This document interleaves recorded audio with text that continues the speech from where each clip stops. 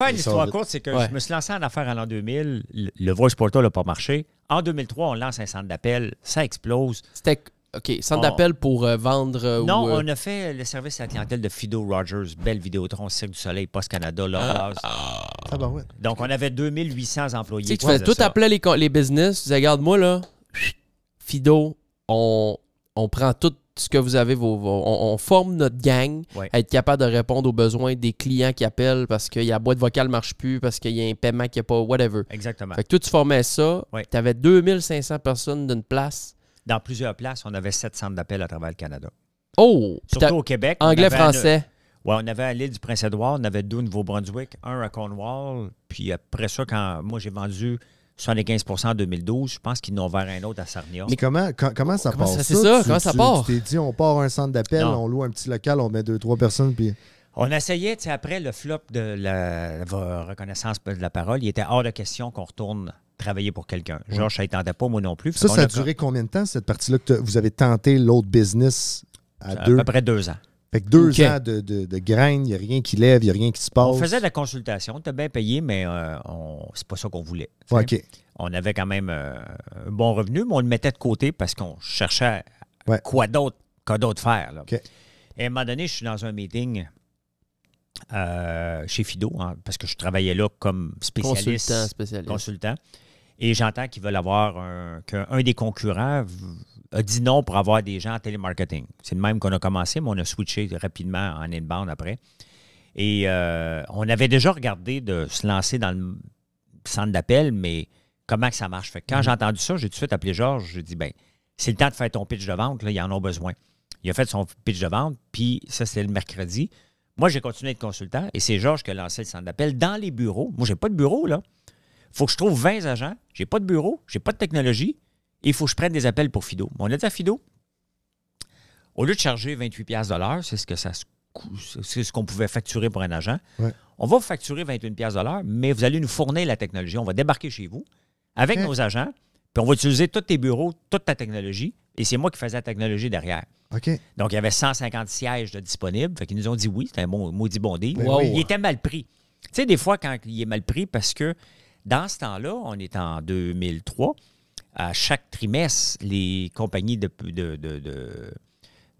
cellulaire affichaient, on a eu 1200 abonnés de plus, 1500. Puis la campagne s'appelait Winback. Donc, pour aller chercher des gens qui avaient laissé leur téléphone cellulaire. Okay. Donc, le vendredi, Georges réussit à trouver 20 employés. On commence la campagne de télémarketing et bingo, on a eu du succès. On est resté là une autre semaine. Puis après ça, il nous a dit, pouvez-vous prendre des appels? On dit oui. Puis en 3 mois, on est monté à 178 employés. Wow! Et la compagnie n'existait même pas. À tel cas qu'on a vendu en 2012, elle n'existait même pas. On le faisait à travers AIVA Technologies. Puis on dit, wow, on va créer une compagnie, c'est sérieux, là. Et mais c'est comme ça que ça a parti. Fait que ça a été une opportunité techniquement que tu as vu passer. Tu t'es dit, on la saisit, on la prend.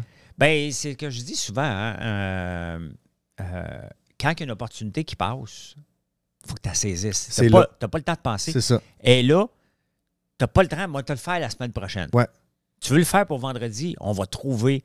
On avait faim, là. Ouais. On avait faim. On était sur fallait que ça marche à un certain moment donné. On était sur nos derniers milles de patience à trouver une idée, là. On était sur le bord de dire, ben finalement, on va consulter quelqu'un. Le rêve d'être entrepreneur, on va passer à côté, puis on va faire autre chose. C'est ça.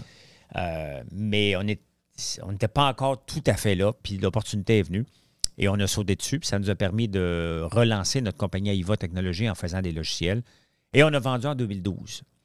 Moi, je n'aimais plus ça, travailler dans un centre d'appel en 2010. Tu l'as roulé 9 ans de temps, cette business-là, OK. Mais en 2010, moi, je suis rentré chez nous. J'ai fait comme je suis plus capable. Je nuis à ma compagnie, j'ai pas de fun. C'était trop gros. C'était pas le fun. C'est une compagnie que je vais toujours apprécier parce qu'elle m'a mis au monde.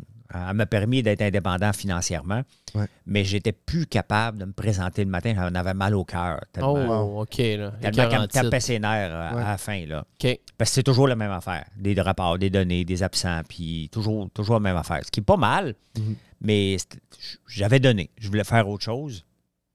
Et je pensais que l'autre chose était pour être bien facile, comme prendre ma retraite pour aller jouer au golf, m'entraîner. Et c'était pas... c'était plate en tabarnouche. Mais je pensais, parce que dans mon trip de jeune homme, quand j'étais jeune, c'était surtout d'être riche. Oubliez de me lancer en affaires puis révolutionner le monde. Je n'étais pas Steve Jobs, moi. Okay. Je veux me lancer en affaires pour être riche, prendre ma retraite, profiter de la vie. C'est pas ça, la vie. T'arrives là, je sais que ceux qui nous écoutent en ce moment, ils disent, ben non. Puis les gens me disent, ben oui, mais tu travailles encore. Oui, parce que j'ai connu l'emmerdement total. T'as fait combien de temps la petite retraite? Ça a duré une couple d'années? J'ai fait les Dragons pendant 3 ans, mais ça m'occupait un petit peu. C'est pas long, Non, c'était 10 jours de tournage. Il en reste 355. J'ai rencontré des entreprises, donc il m'en reste, quand j'ai passé du jour à les rencontrer, il m'en reste encore 335. D'ailleurs, je vais finir, je vais te... Fait que c'est ça, donc j'avais trop de temps libre et pas organisé. Moi, j'étais habitué d'être organisé, puis là, à un moment donné, j'ai fait comme... J'ai été voir le site de l'Auto-Québec, parce que j'ai toujours aimé un peu la roulette, mais la question de chiffre. Je me suis dit... Oh, OK. Je me demande s'il n'y a pas un pattern en ligne. Je vais noter les patterns. Attends, pour essayer d'avoir le edge sur la roulette. J'ai toujours aimé vouloir craquer quelque chose. Ouais. Moi, tu m'intéresses. Moi, je suis bon. Je suis un bon gambler. J'aime ça. Là, fait que là, mais moi, c'était pas question de gambler. C'était mathématiquement. De trouver, Craquer la matrice. Fait que là, j'ai fait, je vais accumuler des données, puis je vais analyser ça. L'intelligence artificielle n'était pas là. Mm-hmm. Et à un moment donné, j'accumule des données. Puis, tu sais, la roulette, ça peut marcher soit sur des lignes, soit sur des colonnes. Outside, inside. Des paires, le des verre, paires, le des bébé. secteurs. Mais là, on était en ligne. Je me suis dit, c'est un logiciel derrière ça. Donc, il y a peut-être un petit trou dedans. Moi, l'analyser. Donc, j'ai pris la même, j'ai joué 1000 fois. Là, tu m'allumes, là. Là, j'ai juste mis 5 cents sur le rouge, 5 cents sur le blanc. Et mon but n'était pas d'essayer... Le noir, c'est rouge et noir. Excuse, rouge-noir. Ouais. Et le but, c'était juste d'accumuler des données. Puis après ça, les analyser. Fait que l'intelligence n'existe pas. Fait que j'utilise... Moi, je suis un bon programmeur en C. Et c'était trop avancé pour... OK, tu fais du C. Okay. Oui. C'était trop avancé pour le faire juste dans Excel. Ouais. Et là, je commence à analyser. Puis là, j'ai fait comme tabarnouche, OK, il y a des patterns. C'est complexe, c'est très complexe, mais il y a vraiment des patterns. Et toi, tu n'es pas le seul à analyser cette roulette-là pour essayer de la briser. Là. Non. À Vegas, il doit y avoir des gars, des cracks là, qui essayent de trouver la façon pour avoir 50,2% de chance. Tu comprends? Là, juste écoute, j'étais capable de prédire dans les 5 prochains coups. Il me manquait un morceau, mais à un moment donné, j'avais besoin d'aide d'un de mes chums programmeurs qui n'avait pas le temps parce que j'étais épuisé. Là. Ouais. Mais j'étais capable. Puis, écoute, ça faisait ça, c'est pendant ta retraite, là? Oui. OK, Moi, je voulais juste le craquer, la roulette, puis dire, aller voir l'Auto-Québec pour dire, regarde, le 5000 que je vais te faire, là, je vais le donner à un œuvre de charité. Là. Ouais. Je veux juste vous prouver que, regarde, j'ai craqué votre code puis je suis capable de le répéter. Mais combien de temps t'as passé à essayer de craquer ça? Ah non, mais là, on parle de semaines, de mois, là. Matrixé, tu te réveillais, c'était OK, aujourd'hui, je trouve le mystère de la roulette. C'est parce que je m'arrêtais à un moment donné, parce que dans n'importe quoi, même dans une entreprise, à un moment donné, tu pousses, tu as besoin d'un break sur des... Parce qu'on fait des recettes, des fois, qui fonctionnent bien, même dans... ça fait 1 an qu'on essaie de faire des biscuits pour les chats. Les chats, c'est plus compliqué que les chiens. Et on abandonne à un moment donné, puis on revient. Ouais. On a le temps de mijoter puis faire autre chose. Mais là, je me dis, non, je vais l'avoir. Puis à un moment donné, je regarde des patterns, je vois des lignes. Puis tu le vois, là, si tu pouvais voir l'image, tu voyais, OK, la même ligne peut être ignorée pendant 48 fois. Donc, tu sais, parce que les gens, des fois, mettons la ligne 1, 2, 3, 4, 5, 6, 7, 8, 9. Les gens vont dire, OK, je vais en prendre 4 là-dedans, puis à un moment donné, ça va tomber. Mais quand tu fais le martingale, puis que tu doubles à chaque fois. Mon affaire, ça. Ben, tu as une limite à un moment donné parce que. Ça. La roulette peut plus en prendre, puis toi, tu te saignes à blanc. Puis je jouais toujours à la même roulette parce que j'ai déjà pogné des séquences de 13 fois que la couleur ne sort pas. C'est fait pour pas que tu gagnes. Mais là, je me disais, OK, donc, ça peut arriver, la 13 fois, mais la ligne, elle ne peut pas arriver en même temps. Donc, à un moment donné, c'était juste de combiner les lignes, les secteurs, pour arriver à un moment donné à mettre 5 jetons à la bonne place que tu peux avoir jusqu'à 5 erreurs avant que le martingale explose. Okay. Selon ce qui s'est passé avant. Oui. OK. Parce que la roulette en ligne reste un logiciel. Ouais. C'est pas comme la roulette de table qui peut avoir une défectuosité, qu'à un moment donné, ils vont l'arrêter. Là. Donc, je me suis dit, il y a un logiciel derrière. Il y a des si derrière ça. Si ça fait ça, je veux pas que tu fasses ça.